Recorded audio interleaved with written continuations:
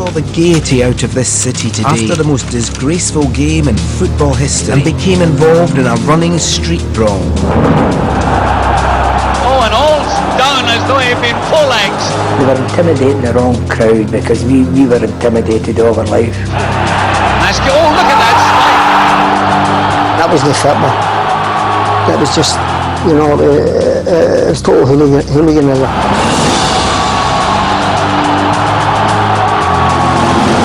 You can only tease and prompt people so long.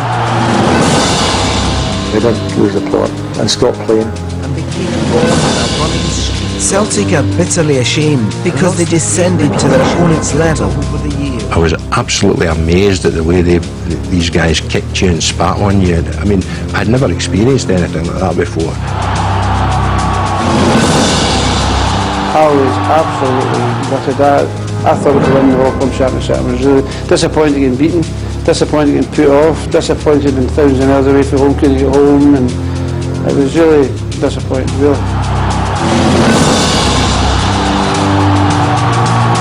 They just went in for thuggery, and they went in for crime, really. I mean, it was just, they just didn't care which way they were going to win.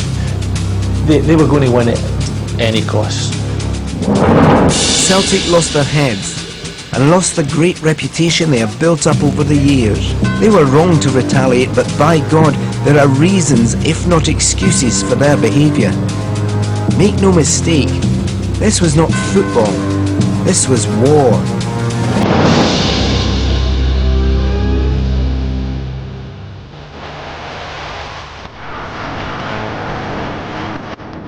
May 1967, and the East End of Glasgow revels in the international football spotlight. Celtic are the first British club and the first non-Latin team to become European champions. Jock's team's entertaining mix of controlled aggression, attacking flair, and Glasgow gallousness has taken on and beaten the best at home and abroad. Our dressing was always a great dressing room to done. Players loved each other, we got on well, training was always great, so it was a great place to go and train and work. People actually work, I suppose. It was a great place to be. He did foster the idea that playing for Celtic was something that was important. He didn't need to do it an awful lot because the team believed that anyway. Everybody thought, we're invincible. We're sitting in the top of the world. Who's going to knock us off? In the remarkable year that's seen the first ever clean sweep of domestic trophies, there's still one more mountain to climb. Now the champions of Europe must challenge the cream of South America for the title of undisputed World Club Champions. For a group of players born within a 25-mile radius of Celtic Park, it's a journey into the unknown. We knew we were animals because, our fans had called them that the year before. Apart from that, I didn't know anything at all because in those days there was no television coverage of South American football. Jock did try and go to see every team before we played in the European Cup and came back with a great layout of how they played and everything else. He organised a couple of games with the South American side, one Peñarol and Nacional, both from Uruguay as it so happened, to give us some experience of playing against South American players. We're that used to seeing Brazil playing this lovely football, and then you saw Chile and the Argentines just flashes, and you said, oh, it's a different game altogether there. Celtic's opponents are record breakers in their own right. Winning their 6th Primera title in Argentina, Racing Club lose only one match in 38. Typically, the celebrations in the barrio of Avellaneda are long and noisy. Armed police are on hand in case the enthusiasm turns into a riot. But as Celtic are soon to find out, most of the violence in Argentinian football takes place on the pitch. Round 1 of the World Club Championship draws more than 100,000 to Hampden Park on a cold autumn night. It sets the tone for what's to follow.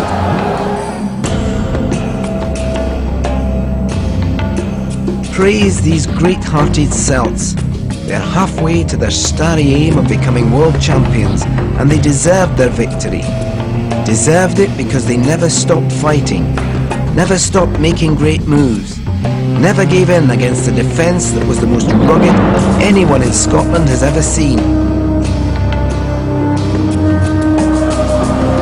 Martin, the captain. Oh, and all's done as though he'd been poleaxed. Martin disclaiming any knowledge of what happened, and again the goalkeeper's in the middle of the scene. They just wanted to kick us and spit and spoil, and European teams coming to Glasgow who tried to stop me, but not the way they tried to stop me. It was disappointing because they were a better team than they should.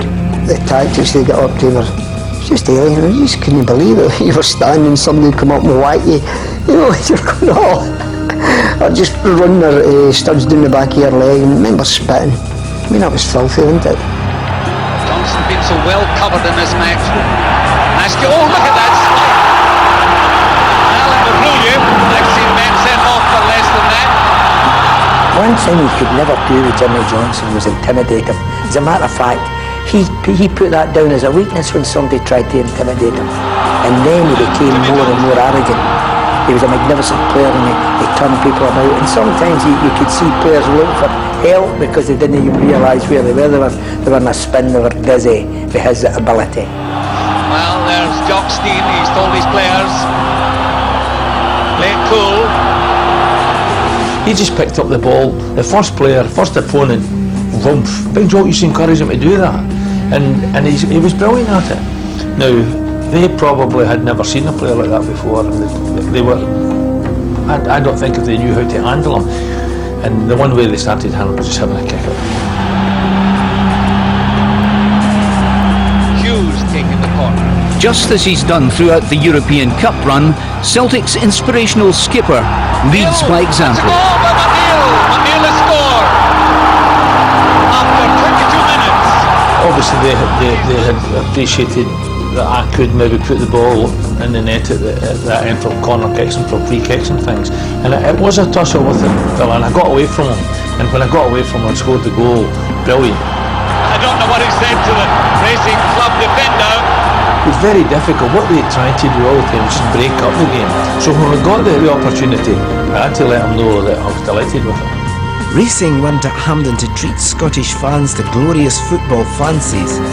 They were here with a purpose, to destroy, to keep Celtic out at all costs, and they nearly succeeded.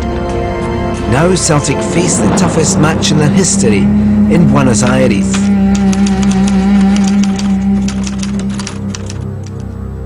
At time up, we went in the dressing room. I mean, we were high because we knew we were going over there to play. But at that time, Sir Robert Kelly, I don't think he was too keen to go over there and play when he seen the treatment that we got in Scotland at Hampden.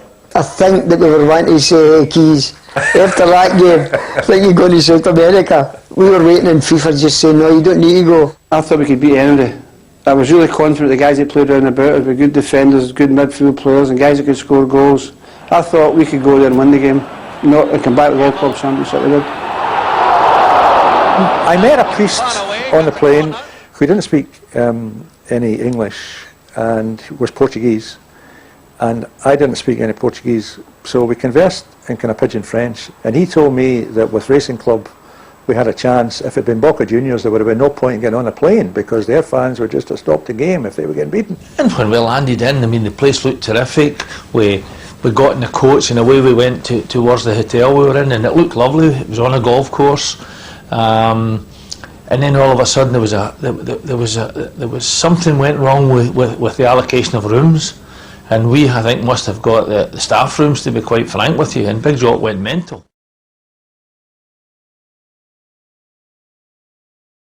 To tell you that there's been a few stories that they're going to be putting some kind of thing with women round about the hotel and maybe in your rooms and that, you know.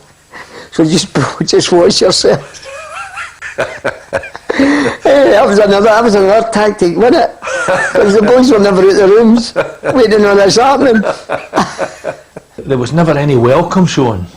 in the sense when we went down to the ground for training, it was very Spartan. There was nothing. There was no cups of tea laid on. There was no pots. You know, there was nothing done to make it a sort of friendship game. Tension is high before kick-off, and Ronnie Simpson is an early casualty. Scotland's Player of the Year felled by a missile during the warm-up. I don't think anybody saw what happened, because we went on and the game was almost ready to start. And as I said, I was looking for a ball with the commotion. And as Bobby's pulled me out, I'm getting dragged off the bench. And I'm going onto the field and I'm saying, where am I going? And Ronnie's walking by. I don't know if it was nearly a Bob Rooney, holding the back of his head. And I'm saying, and I looked and I just looked up at this big stairs. What am I doing here? That was a real blow, because that put an apprehension in every one of us. Make no mistake about it, that was something that was serious. None of us had ever seen anything like that in our lives before. To this day, I believe there was one of the photographers, because there's no way that someone could throw a coin from the ground. There was a huge mesh thing behind the net and get it through that mesh and just over the bar to hit him, you know, with such force. I remember looking and what's wrong with him? And he had about 6 inches a scar at the back of his head, and the blood was running out of him. Curiously enough, many years after the game, Ronnie told me that he was perfectly okay to carry on. It was Jock Stein who said to Neely, get him off. Maybe Jock Stein was looking for a bit of an excuse if we did lose or something like that. Anyway, John Fallon came on and actually played very well. That was me. On you go. Let's see. I went, oh God's sake, and I must have stood in the penalty spot all game. I was afraid to go back. Bar for corner kicks or taking a goal kick, and the atmosphere behind that goal was horrendous. You know, they're just baying for blood. We were sitting below some Argentinian supporters up there, or racing club supporters up there, and they were urinating all over everything. So we weren't expecting anything. The fact they just went out the window, didn't it? I mean, it was just absolutely notorious. It was like a battle.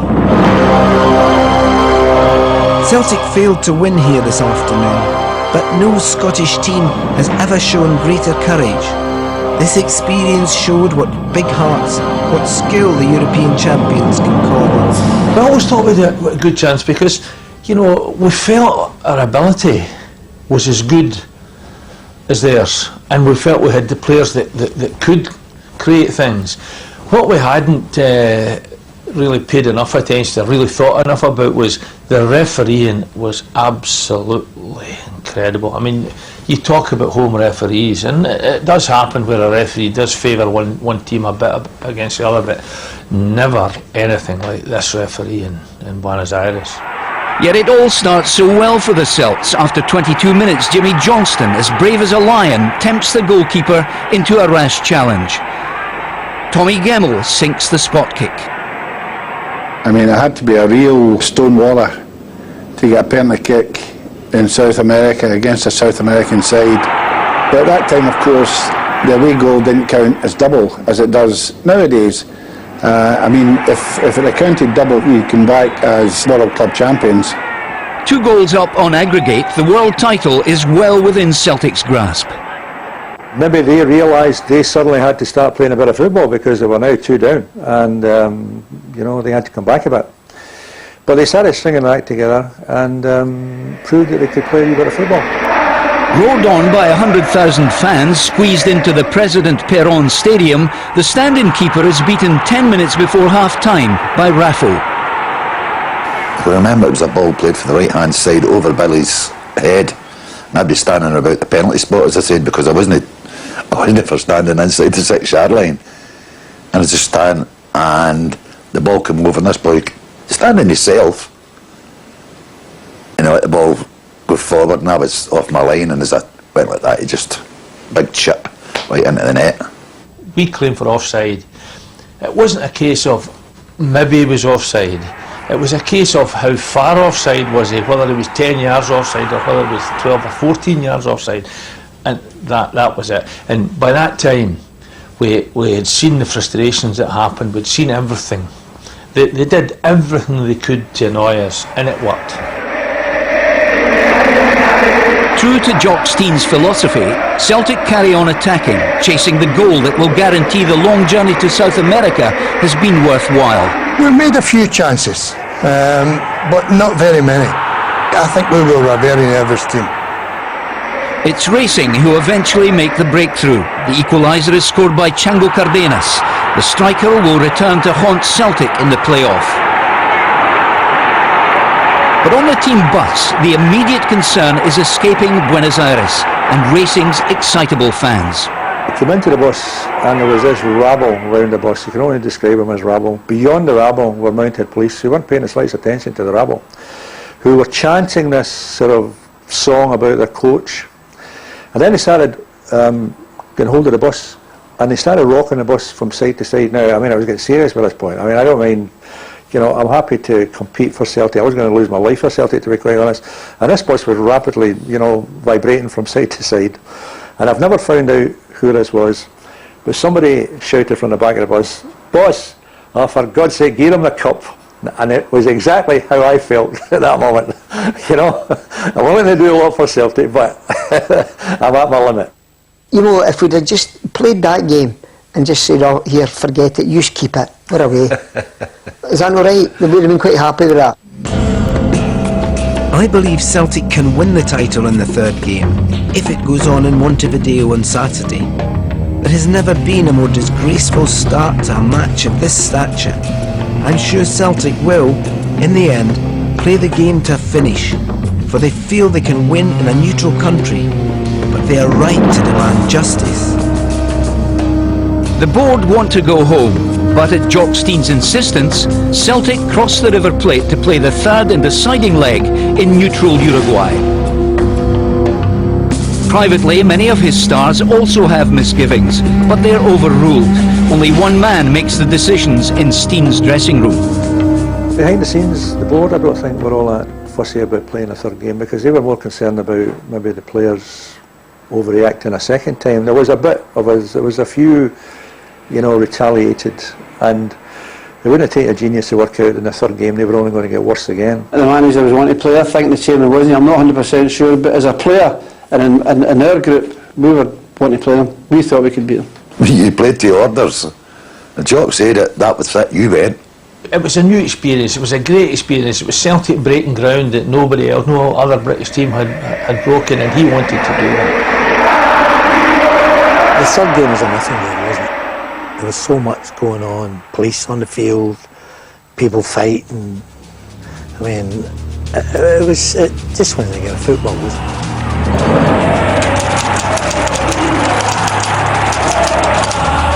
Before kick-off, Celtic lose the public relations battle.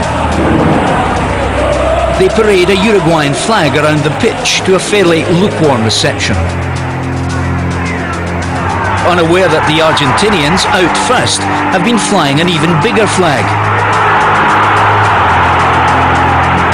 It's the first defeat of the day, but not the last. In the 3 games of the so-called World Championship, we haven't seen 10 minutes of football. It's over. Celtic have lost a tie, and they have disgraced themselves in Scottish football. There can be no excuses. Celtic came down to Racing's level and engaged in a running street brawl with their vicious opponents. First to be sent off is the most unlikely candidate.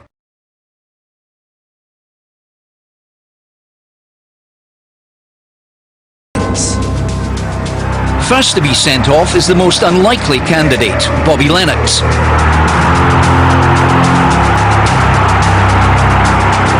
It's clearly a case of mistaken identity, as the cameras catch John Clark squaring up to the Racing defenders. There was an incident, 2 of the incidents early in the game, and the referee called the 2 captains together and said to Billy, the next incident, 8 of the greens and 6 of the blues will be off the field. And a few minutes later, the boy had a kick at me, Jimmy, in the centre circle, and there was a bit of a fracas. Everybody got involved, and I was put off. I went off the field, and Big Jock put me back on, said it wasn't me to get back on the field.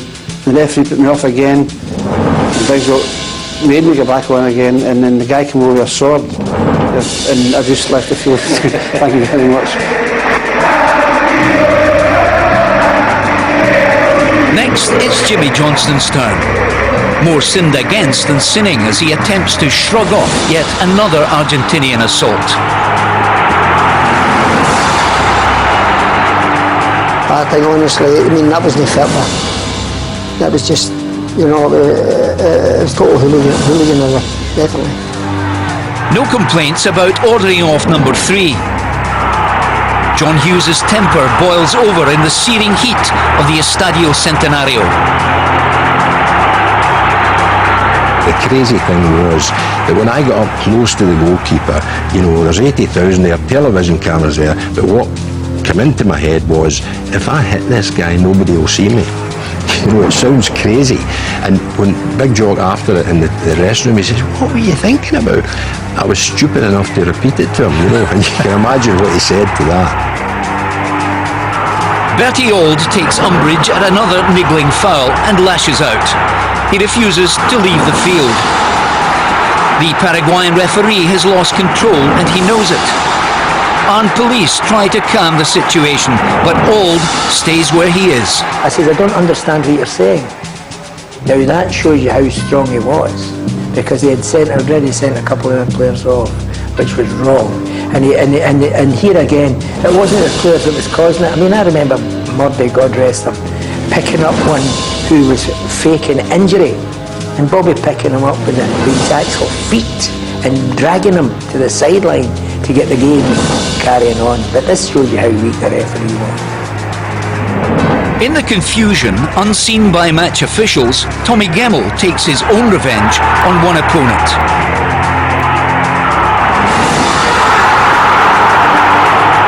I think his name was Ayala, I'm not too sure, but I think it was Ayala. And he came right across the defence and spat in every one of our faces. Now, I mean, you don't mind somebody kicking you, but for someone to spit in your face, I mean, that's not allowed. And I said, well, I'm afraid I'm going to have you. So I hit him one almighty kick in the goalies, and what a scream he let out. I put his family jewels up his back for a hump. Somewhere in the mayhem that's the second half, Racing score what proves to be the winner.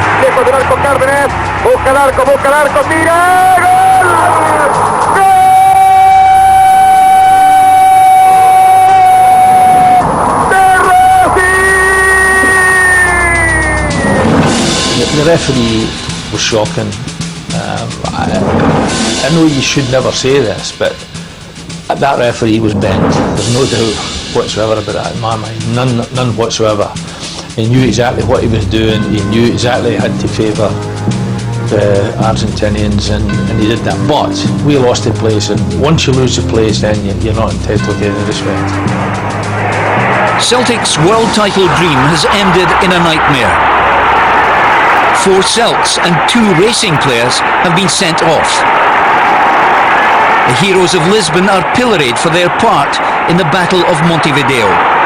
The beautiful game has never looked uglier. They had no intentions of allowing us to play. Jimmy would have torn them apart. Well, I've never seen Jock so low after the game. He was absolutely bereft after the game, you know, and the following day when we left to come back to Britain, he was sitting at a table in the restaurant and eventually put his head on the table and cradled his head in his hands. And to see him like that was really a shock to us all. It must have been a really serious part of his life for him to react like that, you know.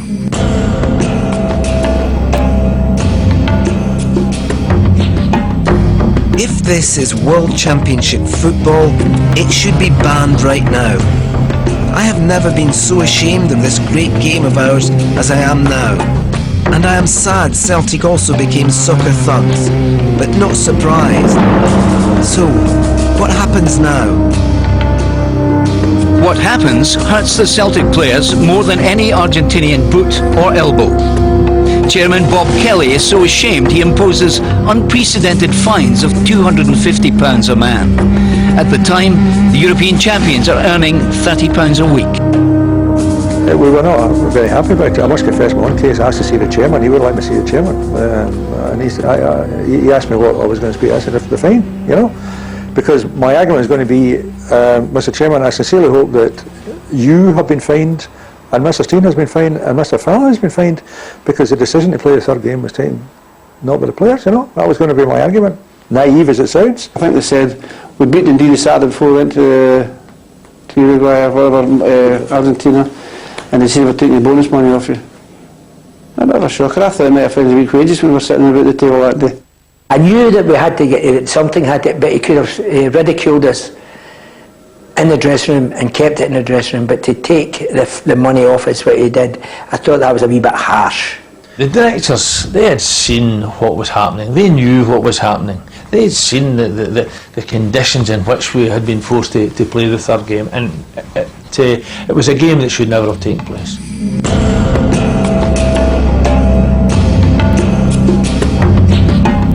Racing are the most professionally dirty team I have ever seen. Sinisterly cold and calculating in their fouling. And what angered me more than anything else was Celtic players exchanging shirts at the end with these prancing, arrogant caballeros. Yes, I am bitter. This was not football. This was war. People will talk to me about the Argentinians and all that. I said, I fought the Argentinians before the Falklands. And they just laughed at you and said, where was that? I said, the Battle of the River Plate and the Battle of Montevideo.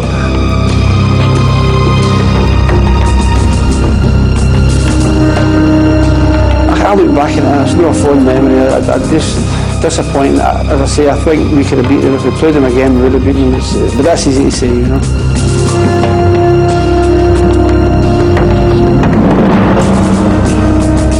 I'd love to have the medal.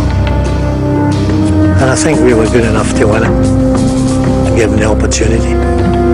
But we were never given the opportunity to play.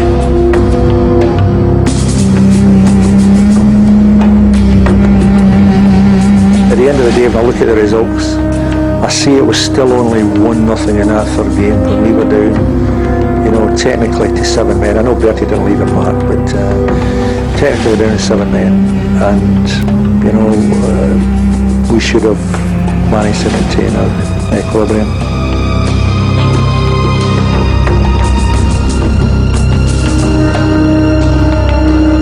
Under the modern rules, the away goals count double, we would have gone home with that trophy, and probably that would have been better for us, because the third game was just an absolute disaster.